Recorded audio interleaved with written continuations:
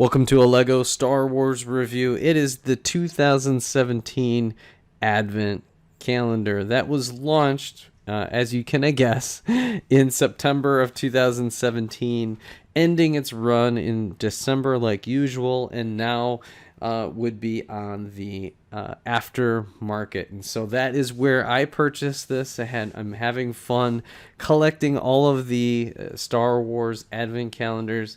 I'm down to only 4 left, and this one was an adventure. Actually, the fun story was that this one got lost in a hurricane, and then literally appeared months and months later. I kind of had a feeling this is what would happen with it. The buyer got compensated, so we're all good, and the rest is history. So here's a quick look at the box art here. There we go. There is over 300 pieces, which is pretty common now in most of the modern Advent calendars. Pretty much from this year on, most of them have over 300. Most of the original 2011 Advent calendar only had just under 260 pieces, so they've definitely evolved. As you can see, there's a decent amount of small spares, and there's just, again, I think a lot more smaller parts and ways to build versus using the larger pieces. So generally, you do see the set part counts are a little bit higher than they used to be.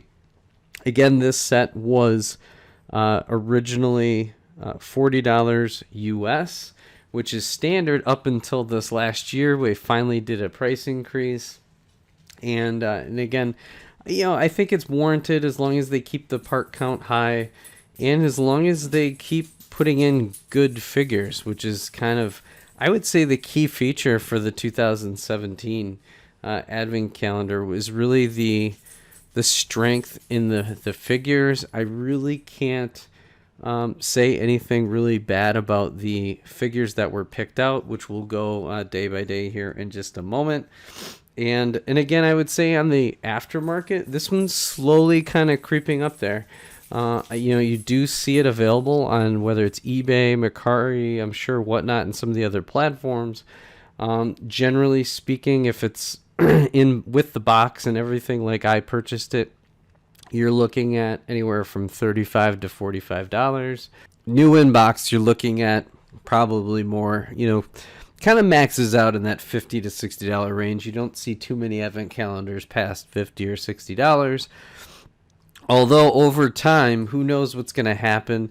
This one was set in Force Awakens to an extent. It also had Rogue One mixture in here. So kind of like the Rogue One property is pretty strong, and then Force Awakens. Oh, and there's also some Rebels. So it's really a 3-property Advent calendar. So I think from that perspective, the overall design is kind of weird to me, how they kind of mixed in 3 different properties. But at the same time, it makes sense because Rebels was a hot series, and actually is, over time, has kind of stood the test of time. And then Force Awakens was really well received when it first came out, although this sequel trilogy kind of fell apart a little bit overall in some of the fans' eyes. And then Rogue One was a really strong addition to kind of enhance the overall New Hope story. So let's get into it. Let's go one by one. The one theme, and again, after day one, here is the Ghost. It's not bad. I mean, I don't think it's like incredible. Micro scale, I think I'll just preference as we go through this that I'm not a huge fan of micro scale. I kind of, throughout my building series, I always talk about how I love getting all of the parts, and I really do, sincerely, but at the same time, there's really nothing for me I don't showcase micro builds, at least yet. I haven't been hit by that bug. So moving on, sticking with the Rebels theme, just a fantastic Sabine Wren figure. She does have 2 faces. Here's the back printing. Real good. This figure is definitely one worth collecting. She's already in the $10 to $20 range. From time to time, you'll see it for a little bit less, but this is Sabine Wren is an amazing overall figure. Then the day three, here is this build right here. This is the Phantom, which is the launch shuttle from the Ghost. I don't think this is a great inclusion. I kind of felt like cheap to me. Then this is always kind of a tough thing for Lego to do. It's nice to get some really good ideas for cannons and things like along those nature. That's minifigure scale essentially. And I like the parts again. I'm going to keep saying that, but ultimately I was kind of confused by that build. And then this one, originally I knew he was a rebel commander of some kind, and this is Major Brantz, was one of the officers in the Resistance. He works real closely with Princess, or I should say General Organa. Then next, and this is from Force Awakens. This was the First Order Trooper Transport. This is pretty good. These were really kind of tough to build. These are not small builds. So as you can see, the builds get pretty significant, and they were getting more and more frustrating to build, especially after it's already been opened and you're kind of rebuilding it. It definitely was a challenge. Again, good parts. Love to get it. I mean, really, anything Star Wars parts is just awesome to get. Then you get the standard First Order Stormtrooper, who I'm a big fan of. I really like them, and I'm really happy to kind of get another addition to the Journal of the Scots Stormtrooper Army. Next is, again, and this happens in just about every advent calendar where there's a weapons rack. Some folks are not fans of them. I love it for getting little vignette ideas for mocks. And this is funny in there. And I've busted these dark red pieces, so it's good to get replacements. This is a Rey's Speeder, which I do have the PlayScale version of. And then this one's probably controversial, although I don't mind it because it is a cool fig. I don't know why nobody likes Unkar's Thugs, but I don't mind them. And you think about it, one of the things I like about this advent calendar overall, and even in general, this kind of the idea of advent calendars, is that you get a mix of named characters and then some army builders. I think that's okay, because if you collect all of the advent calendars year by year, you can really start to kind of build up your army. You get the battle packs, and it's kind of that same concept. This is one of the most, it was just like challenging for some of the parts and how it was, the instructions were a little weird. It's really cool. I just don't know what anybody would ever do with this. And I guess given that they put this guy in here, I'm not sure why they didn't put the Tito in here, as far as I think would have been a better figure. Then every advent calendar, I feel like, or every couple of advent calendars has to take a shot at the Falcon. I get it. This is definitely not a very good one, I don't think. Whatever. So, micro scale. And then, this was somewhat of a made up. There was concept art for this, but this is the First Order Speeder. And then to kind of go along with it, this is again a generic First Order, like Stormtrooper type, or snow, kind of a snowtrooper style, airborne, whatever. I don't know what they. I really like this trooper. Not a huge value on the market, but I like it. And then this is just to make it Christmas, let's throw a snowplow in there. So, okay. All right. Checkbox. Done. Fun for the kids. Then it's a little oversized, but it looks good in certain positions, but I really don't like the build overall. This is Krennic's shuttle. Just like that. I guess it does kind of stand like that. Isn't that kind of crazy? And then we got Commander Commodore.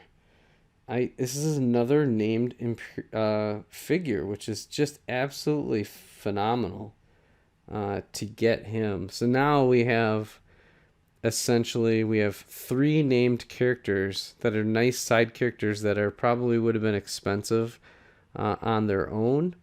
Then I just, again, these micro scale builds, like, they kind of look okay, but kind of like, where is there any brown? Like, I don't remember any brown, and this just doesn't look right. I don't know. Micro scale. Then this is again following the whole Rogue One. You had the Reapers or the Interceptors, or the Strikers, I think is what they were called. These kind of battled it out on Scarif. They came with a Rogue One tank, which has some really cool parts, like this orange bar is not very common. A couple nice pieces that'll be used in mocks. Love it. Then another great Rogue One inclusion. I don't know if you recognize this helmet. It has been done before. But this is one of the Imperial grounds crew that he got beat up, and then Jyn Erso took his uniform and helmet and snuck in. So essentially, because of this guy right here, made it all happen for the Empire to basically fall, or for the Death Star to get blown up at least. All thanks to this dude right here. Poor little out for that guy. Then I think one of the weakest builds of all time right here. So you're talking an AT-ST with these feet, and they can't move. Why even do it? Like, okay, the head goes, the head doesn't swivel, nothing. He just hops his way into sucky microscale. But I mean, I guess if you're gonna like line up a whole bunch of these for like a microscale type mock, okay, fine. All right, you have me sold. And then this is also the, like, hey, this is Christmas, so we got to do something. Let's do a sleigh with a bunch of presents with no minifigure to do that. And then finally, closing everything out was BB-8. And this is a situation with Lego, or I don't think you can call this a unique figure, even though they do. Because you go like this. Whoops. If you just take this off, just like that, essentially this is just yet another BB-8. There's really nothing special. And then, so because you put this on his head, just like they did with R2-D2, now all of a sudden this is a unique figure. What is going on? All of a sudden this is a unique figure. I don't know. This is a pain in the neck. Now this is a unique figure. Nope, I really don't think so. I think it's kind of lazy of Lego to do stuff like that. First of all, BB-8 is he's like only an okay droid character. I mean, I love what they've done in 2022 with actual prints for the droids. I think that makes sense. They should have put some sort of a like Christmas something print to make this a unique figure. I don't really consider that unique enough, in terms of, look at what they did with Darth Maul or Yoda, or Darth Vader and C-3PO and R2-D2 later. They've done so many things, or even Boba Fett, where they made him, or it was a Jango Fett. I think it was a Christmas version. I mean, there's so many better options than just kind of throwing on a Santa hat and calling them Santa BB-8. So with that, that's all for this particular one, going through all of it. Again, this one really makes me feel good. I think my collection has definitely done well. You get 4 named characters, and those are all $5 to $10 minimum range to get. So I think just for these 4 figures alone, it's worth it. Plus, I add lots of fun parts to my collection, do a little army building while I'm at it, and get yet another BB-8, which I don't know I'm gonna do with. It's kind of a toss away. Although you do get the skateboard or the snowboard, that's kind of cool. I don't have one of those. So that is it for this one. I give this definitely a solid compared to some of the others. I mean, again, strength. All of them have their strengths and weaknesses. I like all of the movies or the properties given Rebels. So I love Rebels. I love Rogue One, and Force Awakens was, of the 3 sequel trilogies, was among my favorite. So that's it for this Star Wars review. Thank you so much for joining me on my journey, and we'll catch you on the next Star Wars review. Bye for now.